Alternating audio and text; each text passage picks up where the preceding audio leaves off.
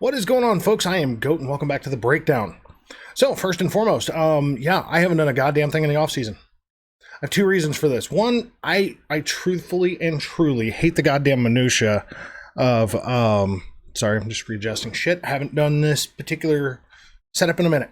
I hate, more like despise. I fucking truly despise the minutia of the offseason. What I mean is very simple. It's a whole bunch of the same shit over and over and over. Oh, this guy's going to get traded. This guy's contract is up soon. Blah, blah, blah. Yeah. And truthfully, it doesn't matter. I'll explain that too, because there's going to be like, bro, your team, the Chiefs, traded their number one receiver. Yeah, you're right. What is there to talk about with that, though? He got traded because he wanted more money. It's the after effect that matters to me. Yeah, man, is it storylines, and is it, the popular thing to talk about? Is it really that? Is it, here's the fad to follow about Tyreek Hill. Here's what Sammy Watkins has to say about Patrick Mahomes. Who gives a fuck, right?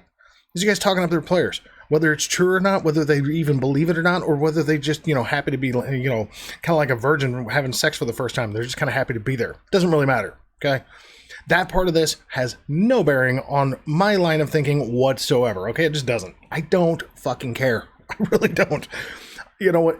I like Tyreek. Tyreek is cocky, okay? He even borders on highly arrogant at times, but he backs his shit up most of the time. Last season, kind of fell off a little bit, but so the fact that he pulled top-tier fucking receiver money after last year's performance kind of surprises me. So, but it's that kind of off-season crap, Baker Mayfield's fucking drama with the Browns, and then finally landing with the fucking Panthers, and then ending up becoming the number one. Surprise, surprise. Ended up becoming the number one. Like that wasn't gonna happen. Okay, let's be honest. Okay, if a team goes out after a piss poor fucking performance of second half of the season for a team, and they pay a free agent fucking quarterback, or yeah. They pick up this quarterback on this fat-ass contract. They ain't making this bitch number two, okay? San Francisco 49ers chose Trey Lance, told Jimmy Garoppolo, go get traded if you want. Nobody wanted him. So what did he do? He took a fat-ass pay cut just so he could stay on a team. A team. Again, virgin. He's just happy to be there for the first time. This is life. Okay? This is just what it is. I'm not knocking him, not making fun of anybody. I'm really not. But it shouldn't be a surprise either. Okay? Really shouldn't. So, that's my thoughts behind, the off-season and the OTAs and training camp in general. And even the preseason, the team cuts. Oh, this guy's got this much potential. This guy's on the bubble. I don't care. I want to see the final product so we can see the regular season. That's where my interest lies. Now, that being said, I also want to point out the fact that, I'm looking something up here really quick. Man, I can't spell. That being said, I've also been, I took some time and I looked at the way, the fucking, my approach to this channel was last season, right? It really did. I looked at it and I was just like, God, I look like a fucking broken robot. I don't know if anybody felt that way and they were just being kind and not saying anything. But me doing like PowerPoint outlines and shit to myself, just so I could read that shit back to you, instead of just speaking from my head, because my memory sucks, okay? So I'm going to cut down my own personal workload just a touch here, and what I'm going to do is I'm going to focus on my 4 favorite teams. Now, you may like this, you may not like this. I really don't care, okay? They're not my favorites because of their players. They're my favorites because of the 4 teams that I just found an allure to when I was a kid and I first started watching football, right? I started watching the NFL and I went, man, these guys are cool. Even though, like one of the teams sucked when I was a kid. Okay, they really did. They weren't that good. But it was just like it was like when I was a kid. I looked at their uniform and I was like, I want to wear that. It is what it is. So my 4 favorite teams. I've got 2 in the NFC, 2 in the AFC, and this is an interesting season for all 4. Okay, So we're going to talk about the Packers. We're going to talk about the Steelers. We're going to talk about the Chiefs. And we're going to talk about the Saints. Those are the 4 teams that I have been pretty strictly watching since I was a kid. Okay? 3 or 4, pretty popular. I mean, you got the terrible towels, you got the cheeseheads, you got the fucking hoodats, and then you got the Red Pride, you know, Arrowhead Pride. You got Chiefs Nation. There's lots of different names for the Chiefs, folks. So, man, I'm gonna cut it down to these 4 games. Now, I may not even be able to watch said 4 games. Okay, there may be family things going on. I may not have access to them at the point because I'm just out and about.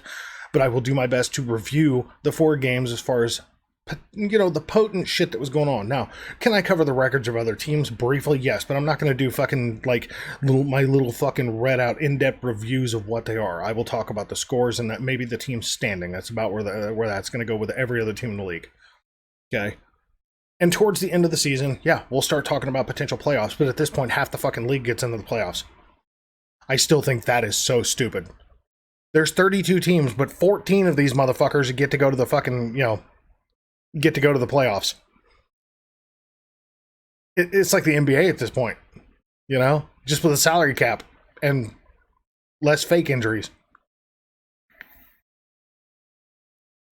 I'm just saying, man, does anybody else find this to be highly stupid? Seriously? Does anybody else find this to be highly dumb? Like, I get last season added an allure because of the way week 18 ended, you know? So we add week 18, we add Super Wildcard Weekend, and it turned out to be really cool to watch. But I don't think we're going to get that in any kind of level of consistency, okay? But I'm also going to do, because the Chiefs are my home team. Like, I'm not from Kansas City, but the Chiefs are my home team. As far as, like, I've lived here the longest out of anywhere else. So what we're going to do is we're also, once this fucking thing pulls up, stand by. Why this is taking so long. Bitch. Oh my god. Wow. Uh-huh. This is something. Sorry, my computer's going up, bro. No, not today. Bruh. Okay, fine. We'll try this way. I will not modify this. You have my fucking word. Oh, now it fucking opens. Finally, thank you. I'm just trying to open up a fucking simple WordPad document, for fuck's sake. Like, is that too much to ask? Seriously? I need to restart my machine. I know that's what it is. Okay. Just gonna... I should have really done this from the get, but I really didn't want to. Because I'm lazy. I haven't been on here in a minute, so just get over it.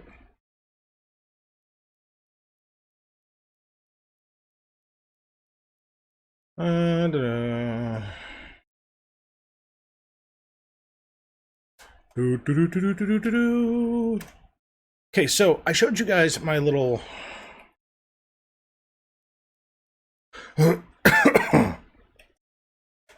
I showed you guys my little WordPad thing that I do every season. Sorry if you guys just heard a noise there. I'm being stupid. Okay, sorry about that little blip.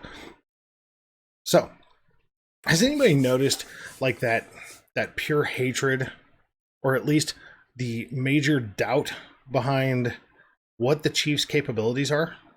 Anybody notice that? I think it's really weird. It's really weird. I'm gonna try something really quick, by the way. Okay, good. Okay. There's a lot of self-doubt, or there's a lot of imposed doubt upon the Kansas City Chiefs this season. And there's a lot of people sleeping on the Las Vegas Raiders, by the way. And there's a lot of hype behind the Los Angeles Chargers. And there's a metric fuck ton of hype behind the Denver Broncos. And the AFC West, that is what teams are in the AFC West, if anybody didn't know that. The AFC West is like what's considered this season as being like the toughest fucking division to be in. Because you've got 4 teams that are like potential powerhouse teams, okay? Like they really are. They are stout ass teams. But the doubt comes into the fact that Vegas has done some minor tweaking to their defense, some minor tweaking to their offense, but a big addition being Davante Adams. They already had some pretty potent weapons on Vegas on the Raiders team as it was. So adding Davante Adams to a quarterback that he's familiar with, being Derek Carr, that's pretty fucking potent.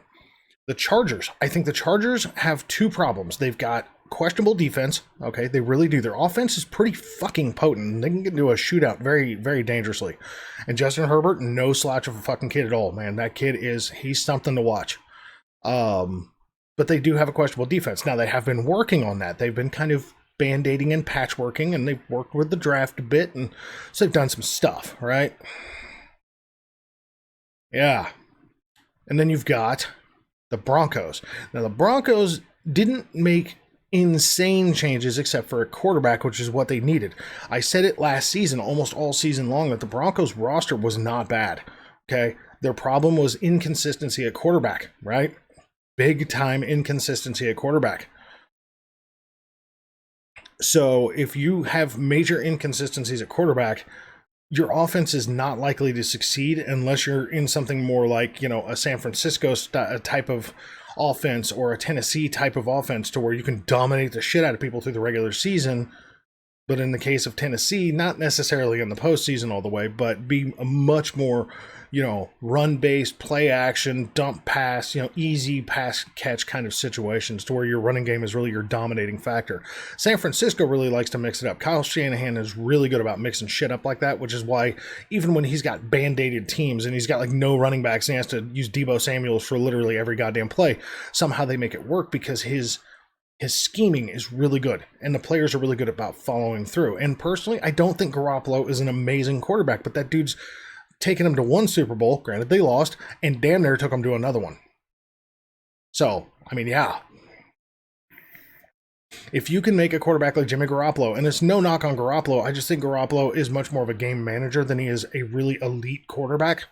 He's not terrible, but he's not at that elite status. Granted, has he ever really had the opportunity? No.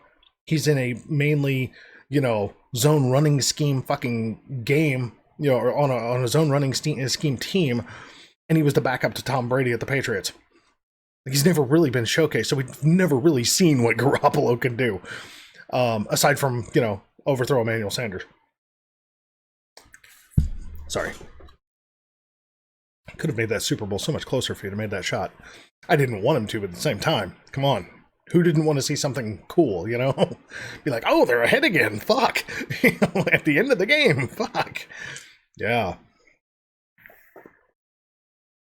So, and then you got Kansas City. Kansas City literally has Travis Kelce. Okay. We've got Jody Fortson back tied in from an ACL injury last year, which is really cool because he's got a lot of potential. We've got, okay, let's just put it this way, okay? We have a very stacked tight end group. We have a stacked, even though one of them's out on injured reserve right now. We have a very, very stacked running back core. We've got 2 of 3 good quarterbacks. I honestly, man, Chad Henne just needs to be put out to pasture. I know the whole Henne thing is possible, but no, let's not. Chad Henne was not a good quarterback when he was a starter. He's a good backup. That's what he should be doing. But he's at that age and at that point to where he can't fit the same scheme and the same play style that Mahomes does. To where I think Shane Bichelle really can. They've worked on the defense. They've got a new edge rusher with Karlofsky, and that dude looks like a fucking monster, which is great. Frank Clark is actually trimmed up, so we'll hope like fuck that we'll see him actually be productive this season because he was anything but last season. But they got rid of Tyrann Mathieu. They just let him go. They tried to negotiate with Tyreek Hill. Nobody could see, eye to eye on how it was going to play out. Tyreek, went to Miami on a trade for a shit ton of fucking, draft. Shit ton of draft capital. Seems crazy, but a ton of draft capital is a lot of future.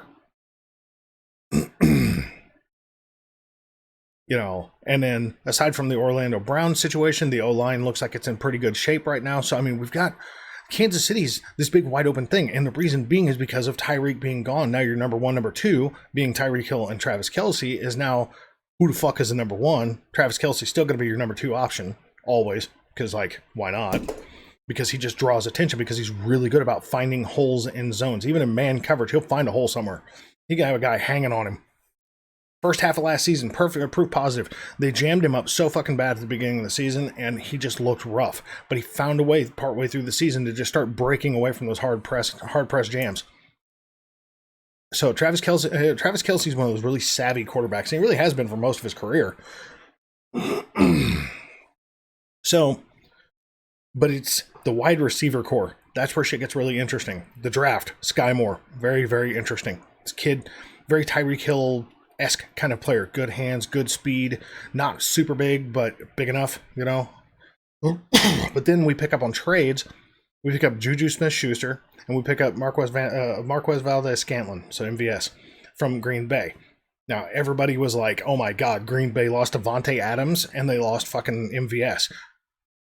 What are they going to do? But then they downplay Kansas City, excuse me, because we pick up the number 2 receiver from Green Bay.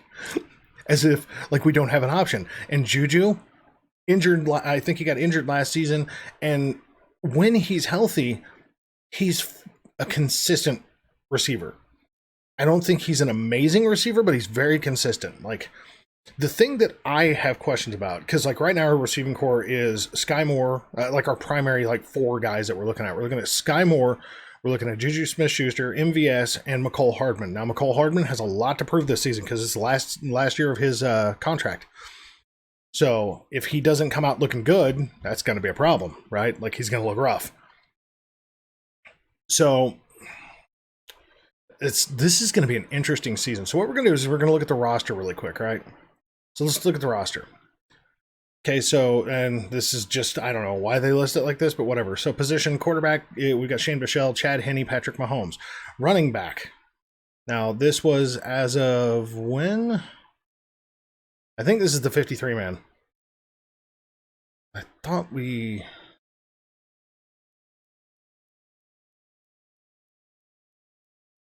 Okay, good. Okay, all right. I think this is correct. If it's wrong, let me know.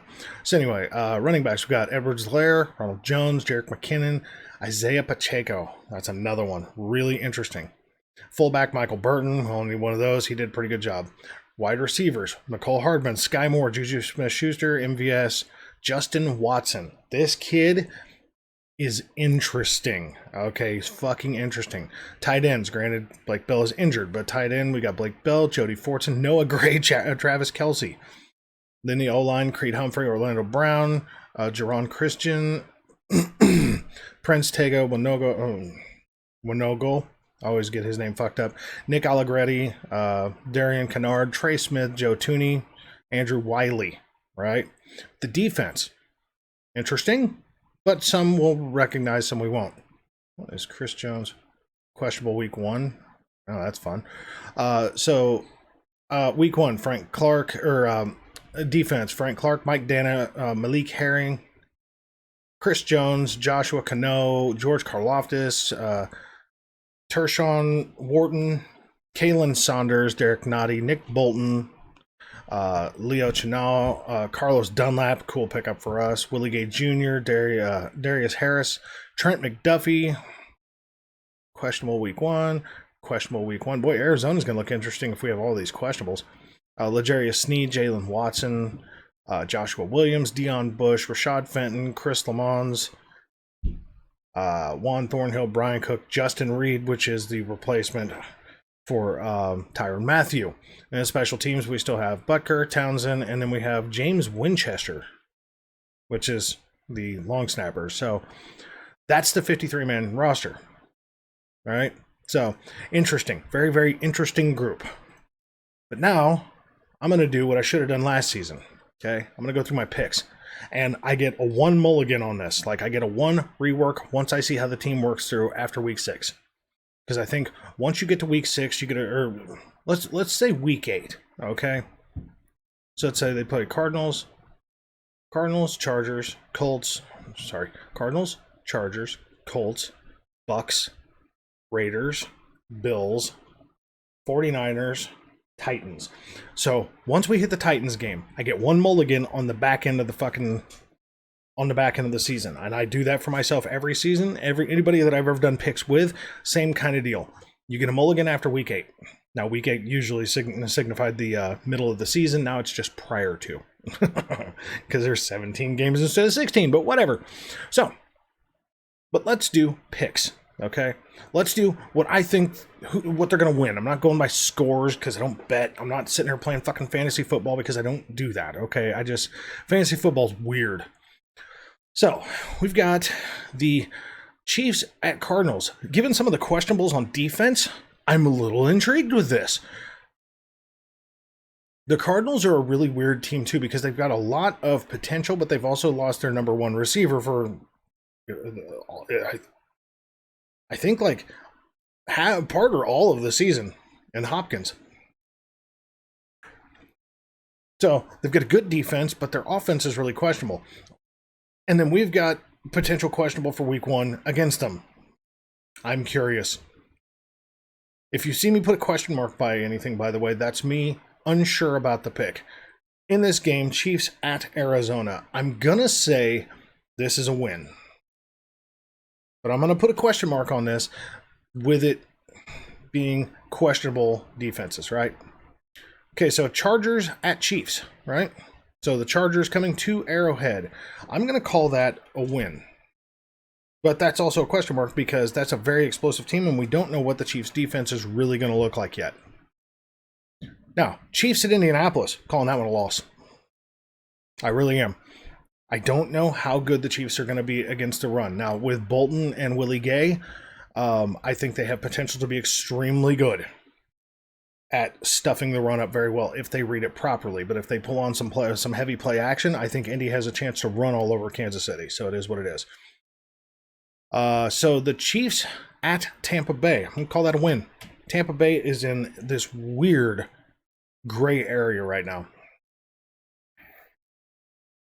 Tampa Bay's in this really weird gray area. So, Raiders at Kansas City. Now, here's the team I think everybody's sleeping on. I think the Raiders have the chance to be very good. I think the one suspect part about the Las Vegas Raiders is that their secondary is kind of meh. Okay, I think their secondary is in this weird spot of what the hell are we going to get this season? So, I'm going to call the Raiders coming to Arrowhead as a Kansas City win. Buffalo coming to Kansas City. I mean, this is a pure fucking toss-up. I think Buffalo is coming for fucking blood. Given the way that the AFC, the conference game went last season, I think they are coming for fucking blood. So I'm going to call that a loss.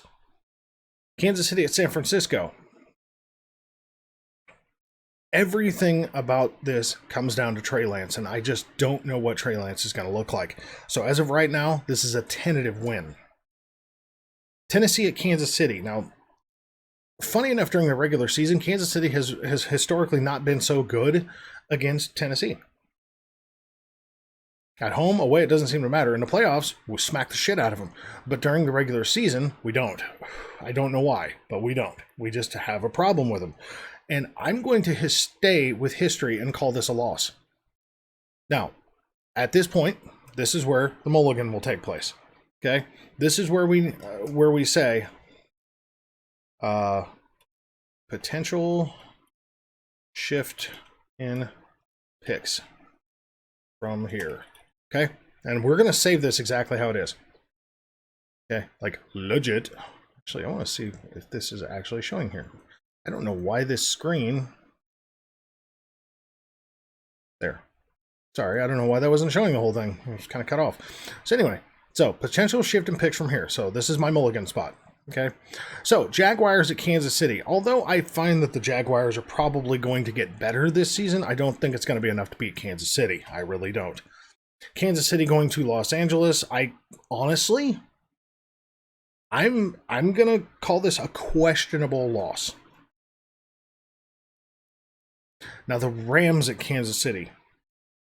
This is an interesting one because, again, not knowing what the defense is going to look like and the fact that Cooper Kupp loves feasting on weak secondaries, and I don't know what our secondary is looking like right now. As a unit, not as individual players, but as a unit, I don't know what they're looking like right now. I'm going to call this a loss for now. Just for now. Kansas City at Cincinnati. I think KC's going to be out for blood on that one. I am going to call that questionable, but I think it's going to be out. I think Kansas City is really going to want some redemption from that championship second half failure.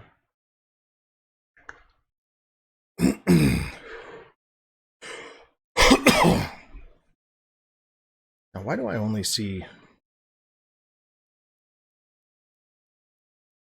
Oh, there's the other Denver game. Wow. Both Denver games are in the second half of the season. That's rough. Okay. So anyway, so we got the Jaguars at Chiefs. So we got Chiefs at Chargers. Hold on. Rams at Chiefs. Chiefs at Bengals. Rams at Chiefs.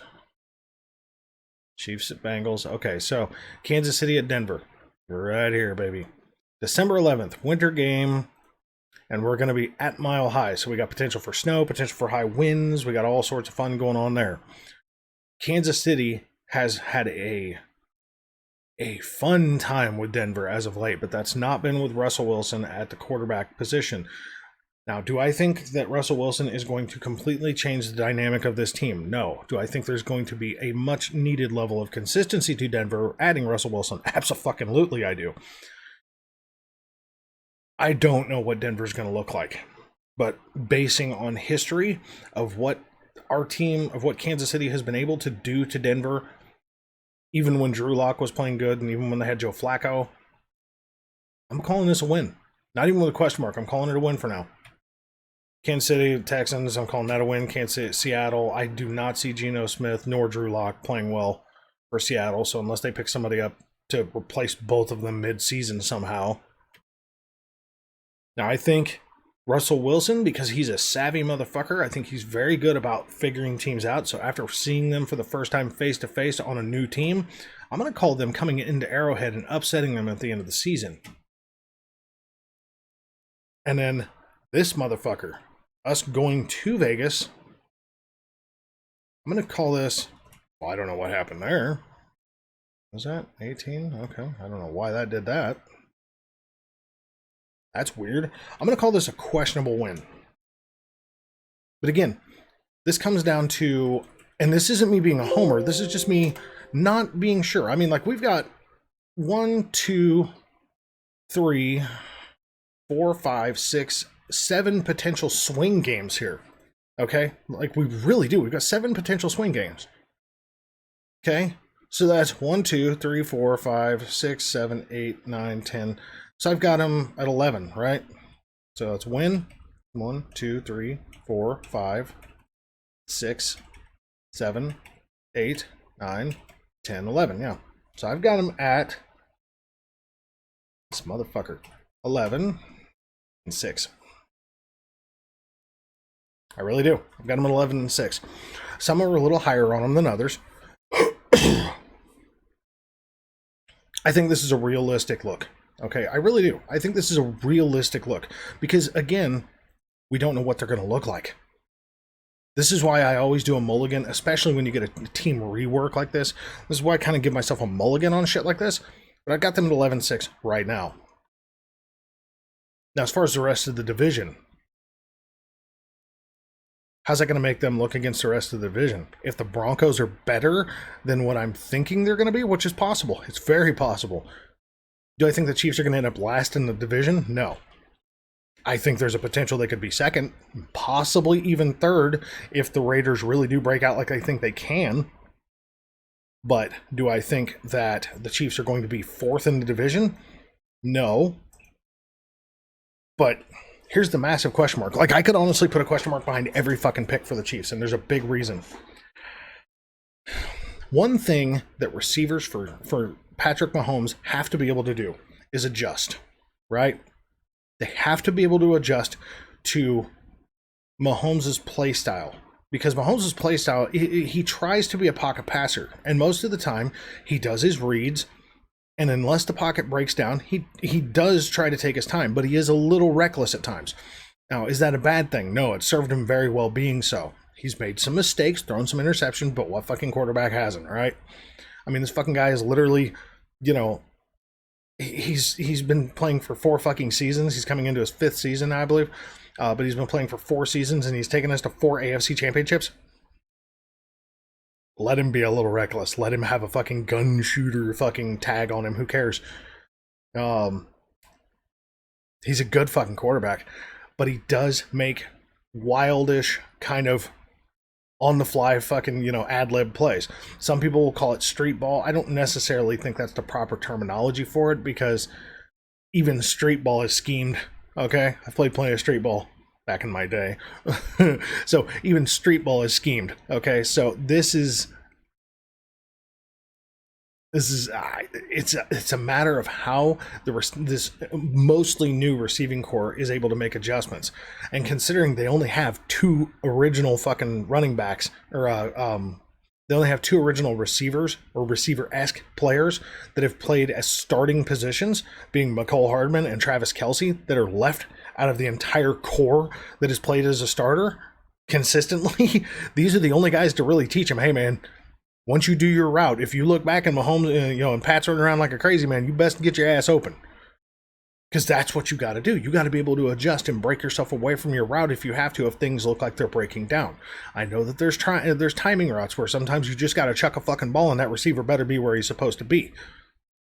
That happens. That's how a lot of interceptions happen.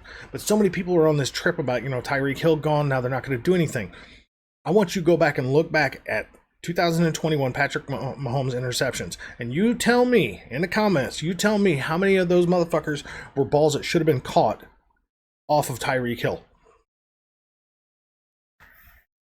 or on the focus of Tyreek Hill, focusing solely on Tyreek Hill because of his speed and because of his insane ability of breaking out of tackles, oddly enough, and then Mahomes trying to force and feed and force and feed and force and feed and just do things that he shouldn't really have been in a position of trying to fucking do because he's the number 1 guy. Sometimes you need to break this shit up. Sometimes you need to just kind of freshen up the whole group. I don't think that the team is going to regress as badly as a lot of people are fucking saying that they are. I think there is potential for regression if these receivers don't make good adjustments, or if Mahomes can't adjust to the receivers' playstyles, because I don't think that a whole group of guys should have to adjust to just one dude per se. I think it needs to be a group effort. I think Mahomes needs to adjust to his receivers, and I think the receivers need to adjust to Mahomes' kind of ad-lib style. If they can do that, the Chiefs, I mean, fuck me, man, they could, these question marks, the lost question marks, like, you know, against the Chargers, against the fucking Rams, you know, those 2 alone, those could be wins. You know, I mean, they really could. You know, but all these ones that I've got questionable wins could be losses. I don't know. The Chiefs are really kind of a wild, I'm not going to say it as far as playoff, but they are a wild card type of team coming into this season. So nobody knows what they're at. We're going to see it though. I'm excited. So that's it for the breakdown for this week, folks. I want to thank you very much for watching, and yeah, I'll catch up with you guys after week 1 is finished. All right, so we'll catch you later.